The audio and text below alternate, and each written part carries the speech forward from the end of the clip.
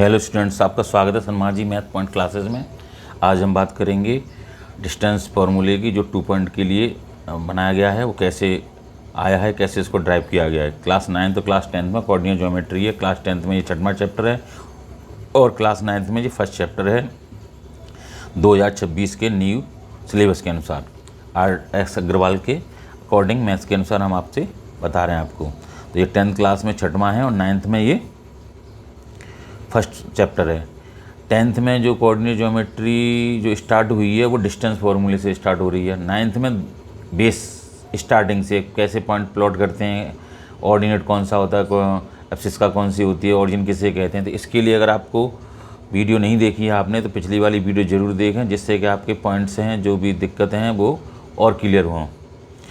और तभी इस वीडियो को देखें जिससे आपको और समझ में आएगा। तो देखिए, सबसे पहले टॉपिक पे आते हैं। डिस्टेंस बिटवीन 2 पॉइंट से इसको फॉर्मूला ड्राइव करना है। तो हमें 2 पॉइंट्स दे रखे हैं और इनकी डिस्टेंस निकालनी है। तो सपोज करिए, मान लीजिए कि हम पहले सबसे पहले ग्राफ बनाते हैं। इसका है जी एक्स डैश ओ और एक्स है, ये यहाँ पे वाई ओ और वाई डैश है। ये इस तरीके से हमने एक कार्टेशियन प्लेन बना लिया है।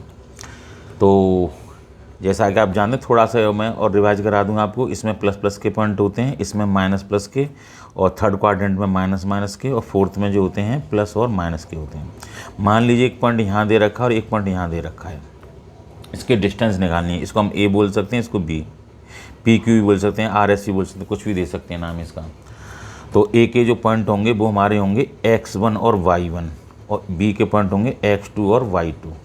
नाम जो हैं वो, जैसे मान लीजिए कि 3, 2 और 5, 6 हैं, तो इनको लिखने का जो तरीका है वो ऐसे है, x1 y1 x2 और y2। और पॉइंट होंगे वो x3 और y3, जैसे 7 और 5 भी हैं साथ में, तो x3 y3 ऐसे इसको नेमिंग करते हैं।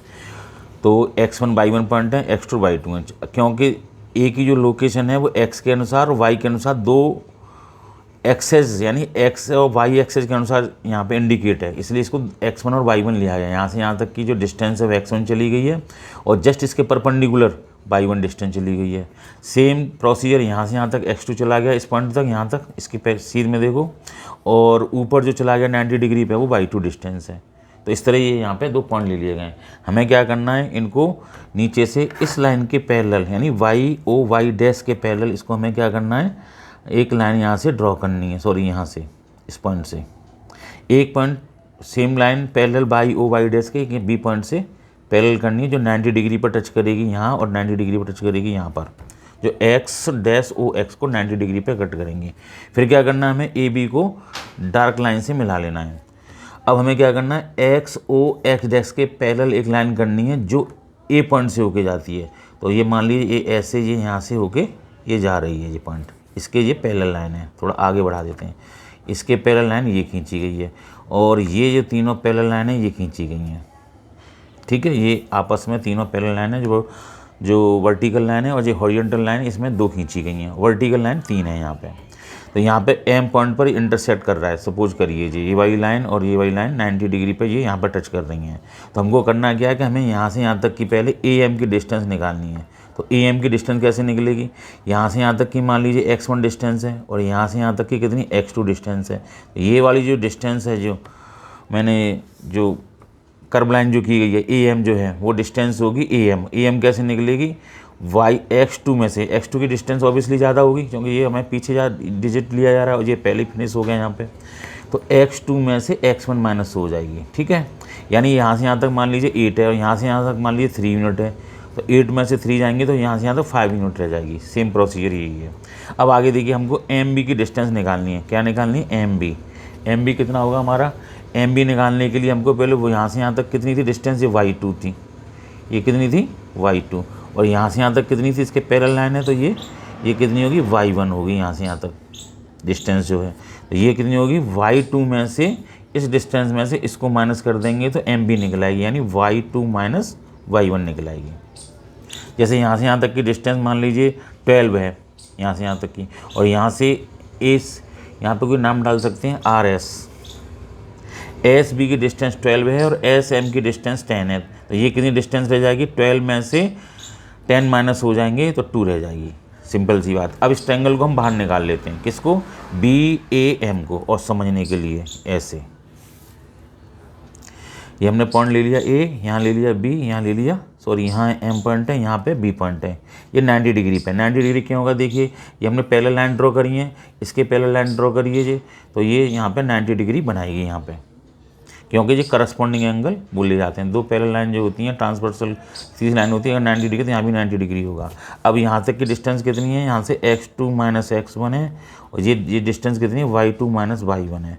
आपको मालूम है 90 डिग्री है, हाइपोटेनस होगा, इसको हम बेस बोल सकते हैं या परपेंडिकुलर, इसको बी ए को हमने परपेंडिकुलर बोला। तो फॉर्मूला होता है h इज इक्वल टू यानी h² is equal to p square plus b square, Pythagoras theorem से। तो h निकालेंगे तो यहाँ से हो जाएगा p square plus b square short में, और p की वैल्यू डाल देंगे यहाँ पे कितनी है, यहाँ पे परपेंडिकुलर y2 माइनस y1 का होल स्क्वायर, और फिर बेस पे कितना है हमारा x2 माइनस x1 का होल स्क्वायर। इसको आप पहले भी लिख सकते हैं x2 माइनस x1 का होल स्क्वायर और y2 माइनस y1 का होल स्क्वायर। ये d से डिनोट किया गया है आपके बुक में, तो ये d is equal to formula ऐसे आया। अब हम इसमें कुछ थोड़ा सा और बताने की कोशिश करेंगे कुछ पॉइंट। अगर मान लीजिए जैसे ये पॉइंट जो है हमारा ग्राफ वाला, ये पॉइंट जो है यहाँ से स्टार्ट होता, ये पॉइंट ये जो पॉइंट है यहाँ आ जाता, बी पॉइंट यहाँ होता, तो ये वाली जो लाइन है हमारी डी से ए बी की डिस्टेंस डी होती है, तो इसके पॉइंट होते 0 0, बी के होते जो भी पॉइंट होते 5,3 या 3,2, ये मान लेंगे हम, मान लीजिए 5,12 होते ये वाले पॉइंट, तो ये पॉइंट हो जाते x1 y1, ये हो जाते x2 और y2। तो डिस्टेंस जो निकालेंगे इसकी फॉर्मूला लगाने वाले हैं हम, ये हो जाएगा x2 माइनस x1 यानी कि 5 माइनस के 0 का होल स्क्वायर, और ये हो जाएगा फिर 12 माइनस 0 का होल स्क्वायर। ठीक है, डी से लिखा है, तो ये 5 में से 0 जाएंगे तो 5 बचेगा, तो 5 का स्क्वायर प्लस 12 का स्क्वायर, ये हो जाएगा 25, ये हो जाएगा 144, ये हो जाएगा 169, ये यूनिट होगी 13। अब एक बुक में दे रखा है एक फार्मूला डायरेक्ट, अगर ओरिजिन पॉइंट से होता तो डिस्टेंस निकालने के, इफ़ ओरिजिन एक पॉइंट हो, ORIGN ओरिजिन गिवन हो हमारे पास, तो फार्मूला डिस्टेंस का हो जाता है x square plus y square. ये डायरेक्ट हम फार्मूला इसमें लगा सकते हैं, यानी ये हमारा जो है एक्स और वाई की जो वैल्यू है इसको यूज कर सकते हैं, यानी 5 का स्क्वायर प्लस 12 का स्क्वायर, डायरेक्ट फिर भी आंसर आ जाएगा। बात एक ही हुई, आप 0 में 5 में 0 घटाएं तब भी 5 आएगा, 12 में 0 घटाएं तब भी 12 आएगा, और स्क्वायर करेंगे तो यही आंसर आएगा। लेकिन हमको ये वाला फॉर्मूला ढंग से याद रखना है, ये बार बार नहीं लगेगा, जब ये तभी लगता है जब ओरिजिन पॉइंट होते हैं। ठीक है, तो ये भी कैसे देखी जाए, तो देखो यहाँ 0 0, ये 5 12 है, 5,12, तो ये यहाँ से यहाँ तक की डिस्टेंस कितनी है, 5 है, पहला x के लिए, फिर दूसरा y कीजिए बाहर, तो ये भी एक ट्रायंगल बन जाएगा हमारा। यानी ये जो रियल में देखी जाए तो ये फिगर कैसे बनाए, यहाँ से यहाँ तक 5 है, ये 12 यूनिट है, तो ये 90 डिग्री एंगल बन गया। ये हाइपोटेनस ही निकाल लीजिए, कुछ नहीं है, बेस वही है, बस आपको समझना है। तो डिस्टेंस फार्मूला वैसे पेपर में आता नहीं, पर आपको बेस पक्का हो गया, इसलिए आपको ड्राइव करके बताया गया। मिलते हैं नेक्स्ट वीडियो में। अगर वीडियो पसंद आई हो लाइक करें, शेयर करें, कमेंट्स करें। Thank you.